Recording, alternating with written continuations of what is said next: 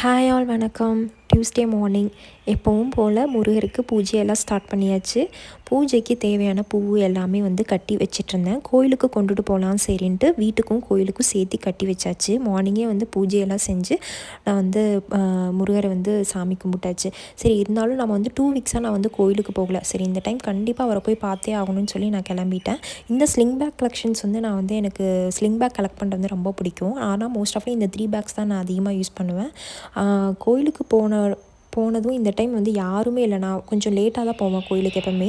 Maximum ரொம்ப அமைதியாக நின்று சாமி கும்பிட்ற மாதிரி இருந்துச்சு. அவ்வளோ மனதுக்கு நிம்மதியாக இருந்துச்சு அவரை பார்த்ததும். அப்புறம் கொஞ்சமாக க்ராசரிஸ் அண்ட் வெஜிடபிள்ஸ் வந்து கொஞ்சம் பர்ச்சேஸ் பண்ண வேண்டியது இருந்துச்சு. அதையும் பர்ச்சேஸ் பண்ணிவிட்டு வந்துட்டு வெஜிடபிள்ஸ் எல்லாம் நல்லா நீட்டாக கழுவி அந்த பாக்ஸில் போட்டு வச்சாந்துச்சு. எப்போவும் வீக்லி வந்து கீரை வந்து வாங்கிடுவோம். இந்த டைம் வந்து நான் வந்து சேஞ்சுக்காக தண்டங்கீரை வாங்கலாம் அப்படின்ட்டு பிளான் பண்ணி வாங்கிட்டு வந்துட்டேன். அதாவது இடத்துல நம்ம வந்து கழுவி வந்து வச்சிட்டாலே நமக்கு வந்து ஈஸியாகிரும் ஜாபு. அந்த வேலை மார்னிங் வந்து எந்த ப்ரெஷருமே இருக்காது.